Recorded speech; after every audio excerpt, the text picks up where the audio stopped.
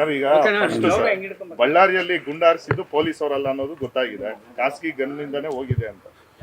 ಈಗ ನಾನು ನಿನ್ನೆನೂ ಕೂಡ ಹೇಳಿದ್ದೇನೆ, ಅಲ್ಲಿ ಇದ್ದವ್ರ ಗನ್ಗಳನ್ನೆಲ್ಲ ಯಾರು ಪ್ರೈವೇಟ್ ಸೆಕ್ಯೂರಿಟಿ ಆ ರೀತಿ ಯಾರು ಮಾಡ್ಕೊಂಡಿದ್ರು ಅವ್ರದ್ದೆಲ್ಲರದ್ದು ಗನ್ಗಳು, ರಿವಾಲ್ವರ್ಗಳು ಏನೆಲ್ಲ ಫೈರ್ ಆರ್ಮ್ಸ್ ಇತ್ತು ಅದೆಲ್ಲ ಸೀಸ್ ಮಾಡಿದ್ದಾರೆ. ಈಗ ಬೆಲಿಸ್ಟಿಕ್ ಎಕ್ಸ್ಪರ್ಟ್ಸಿಗೆ ಕೊಟ್ಟು ಯಾವ ಗನ್ನಿಂದ ಅದು ಫೈರ್ ಆಗಿದೆ ಅನ್ನೋದು ಗೊತ್ತಾಗುತ್ತೆ. FSLಗೆ ಬುಲೆಟು ಅದೆಲ್ಲ ಕೊಟ್ಟು ಎಕ್ಸಾಮಿನೇಷನ್ ಮಾಡಿಸಿ ಅದರದ್ದೆಲ್ಲ ಡೀಟೇಲ್ಸನ್ನು ಕೊಡಬೇಕು ಅಂತ ಹೇಳಿದ್ದೇನೆ. ಅದನ್ನು ಆ ಪ್ರೊಸೆಸ್ಸು ಮಾಡ್ತಾಯಿದ್ದಾರೆ. ಪೊಲೀಸ್ ಗನ್ಗಳಿಂದ ಅಥವಾ ಪೊಲೀಸ್ ರಿವಾಲ್ವರ್ಸಿಂದ ಯಾವುದು ಫೈರ್ ಆಗಿಲ್ಲ ಅನ್ನೋದು ಆ ಬುಲೆಟ್ನಿಂದ ಗೊತ್ತಾಗಿದೆ ಅಂತೇಳಿ ನಮ್ಮ DGP ಅವರು ನಿನ್ನೆನೂ ಕೂಡ ನನಗೆ ತಿಳಿಸಿದರು. ನಮ್ಮ ಯಾವುದು ಗನ್ಗಳಿಂದ ಆಗಿಲ್ಲ ಅಂತ. ಸೊ ಅಲ್ಲಿಗೆ ಬೇರೆ ಪ್ರೈವೇಟ್ನವ್ರದ್ದು ಆಗಿದೆ ಅಂತ ಅನಿಸುತ್ತೆ. ಅದನ್ನು ಈಗ ಪರಿಶೀಲನೆ ಮಾಡಿ ಕ್ರಮ ತಗೊಳ್ಳೋದಕ್ಕೆ ಏನು ಬೇಕೋ ಅದು ಮಾಡ್ತೀವಿ. ಅದು ಯೋಚನೆ ಮಾಡ್ತಾ ಇದ್ದೀವಿ. If it is again required CIDಗೂ ಕೂಡ ಕೊಡೋವಂಥ ಸಾಧ್ಯತೆಗಳಿದ್ದಾವೆ. ನಾನು ಮುಖ್ಯಮಂತ್ರಿಗಳ ಜೊತೆಯಲ್ಲಿ ಮಾತಾಡ್ತೇನೆ. ಅದರ ಅಗತ್ಯ ಇದ್ದರೆ ಅದನ್ನು ಮಾಡ್ತೀವಿ. ಸರ್, ಇವ್ರು ಬಂಧನ ಮಾಡಬೇಕು, ಇಲ್ಲಾಂದ್ರೆ ನಾವು ಪಾದಯಾತ್ರೆ ಮಾಡ್ತೀವಿ ಬೆಂಗಳೂರಿಗೆ. ಬಂಧನ ಮಾಡೋದು ಭಾಳ ದೊಡ್ಡ ಕೆಲಸ ಅಲ್ಲ. ಆದರೆ ಅದಕ್ಕೆ ಹಿಂದೆ ಕಾನೂನು ಚೌಕಟ್ಟಿನಲ್ಲಿ ಏನು ಕ್ರಮ ತಗೋಬೇಕು ನೋಡಿ ಆಮೇಲೆ ಅವರು ಆ್ಯಕ್ಟ್ ಮಾಡ್ತಾರೆ.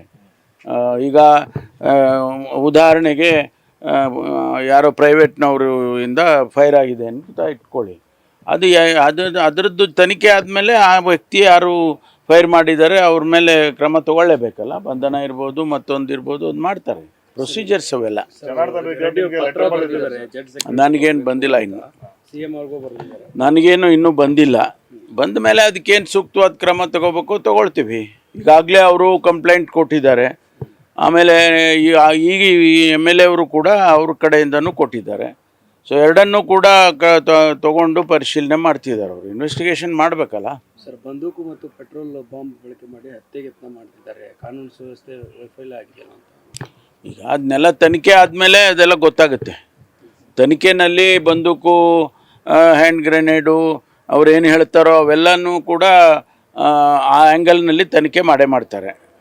ಅಲ್ಲಿ ಅಂಥ ಸಂದರ್ಭದಲ್ಲಿ ಯಾರಾದರೂ ಕೂಡ ಅವರೇನೋ ನಾಡ ಬಾಂಬು ಏನೋ ಹೇಳಿದ್ದಾರೆ, ಅವರು ಆ ಥರದ್ದೇನಾದರೂ ಪೆಟ್ರೋಲ್ ಬಾಂಬು ಏನೋ ಹೇಳಿದ್ದಾರೆ, ಅದೆಲ್ಲ ಪರಿಶೀಲನೆ ಮಾಡ್ತಾರೆ. ಜನಾರ್ದನ್ ರೆಡ್ಡಿ ಬಳ್ಳಾರಿಗೆ ವಾಪಸ್ ಆದಮೇಲೆ ಅಲ್ಲಿ ಲಾ ಆ್ಯಂಡ್ ಆರ್ಡರ್ ಸಮಸ್ಯೆ ಜಾಸ್ತಿ ಆಗ್ತಾ ಇದೆ ಅಂತ. ಅದು ಕೋಇನ್ಸಿಡೆನ್ಸು ಅಥವಾ ಏನು ಗೊತ್ತಿಲ್ಲ. ಅವರು ಬಳ್ಳಾರಿಗೆ ಬರೋವರೆಗೂ ಯಾವುದು ಗಲಾಟೆ ಆಗಿಲ್ಲ.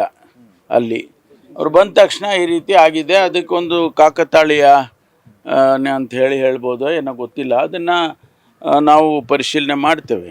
ಸರ್, SP ಅವ್ರದ್ದು ಆತ್ಮಹತ್ಯೆ ಯತ್ನ ಈಗ ಎಲ್ಲಿದ್ದಾರೆ ಏನು ಅಂತ ಏನಾದರೂ? ಇಲ್ಲ, ಅವರು ಬೆಂಗಳೂರಿಗೆ ಬಂದಿದ್ದಾರೆ ಅಂತ ನನಗೆ ಇನ್ಫಾರ್ಮೇಷನ್ ಕೊಟ್ಟಿದ್ದಾರೆ. ಅವರು ಅಲ್ಲಿಂದ ಅವರಿಗೆ ಮನಸ್ಸಿಗೆ ಬೇಜಾರಾಯಿತು ಹಾಗೆ ಅಂತೇಳಿ ಬೆಂಗಳೂರಿಗೆ ಬರುವಾಗ ಮಾರ್ಗ ಮಧ್ಯದಲ್ಲಿ ಯಾರೋ ಅವ್ರ ಸ್ನೇಹಿತರು ಅವ್ರದ್ದೇನೋ ಎಸ್ಟೇಟ್ ಇತ್ತು ಅಂತ ಅಲ್ಲಿ ರೆಸ್ಟ್ ತೊಗೊಂಡು ಆಮೇಲೆ ಬೆಂಗಳೂರಿಗೆ ಬಂದಿದ್ದಾರೆ ಅಂತ ಹೇಳಿದರು. ಅವರಿಗೆ ಸ್ವಾಭಾವಿಕವಾಗಿ ಅವರಿಗೆ ತಕ್ಷಣ ಟ್ರಾನ್ಸ್ಫರ್ ಮಾಡಿದರು ಅನ್ನೋದು ಇದು ಬೇಜಾರಿದ್ದೇ ಇರುತ್ತೆ. ಸರ್, ಗನ್ಗಳನ್ನ ಇನ್ನು ಮುಂದೆ ಗನ್ಗಳನ್ನ ವಿತರಣೆ ಮಾಡೋಂಥ ಸಂದರ್ಭದಲ್ಲಿ ಚೌಕಟ್ಟನ್ನು ಬದಲಾಯಿಸಬೇಕು, ಮಾನದಂಡಗಳನ್ನ ಬದಲಾಯಿಸಬೇಕು ಅನ್ನೋದು ಅಲ್ಲ. ಗನ್ ಲೈಸೆನ್ಸ್ ಕೊಡಬೇಕಾದ್ರೆ ಈಗಾಗಲೇ ನ್ಯಾಷನಲ್ಲಿ ಅದಕ್ಕೆ ಗೈಡ್ಲೈನ್ಸ್ ಮಾಡಿದ್ದಾರೆ. ಅದನ್ನೇ ಸ್ಟೇಟ್ನವರು ಅಡಾಪ್ಟ್ ಮಾಡ್ಕೊಂಡಿರ್ತಾರೆ. ಬರೀ ನಾವಷ್ಟಕ್ಕೆ ಮಾಡಿದರೆ ಆಗೋದಿಲ್ಲಲ್ಲ. It's a national policy. ಒಂದು ವೇಳೆ ಅದರ ಅಗತ್ಯತೆ ಇದ್ದರೆ ನಾವು ಕೇಂದ್ರ ಸರ್ಕಾರಕ್ಕೆ ಬರೀತೀವಿ.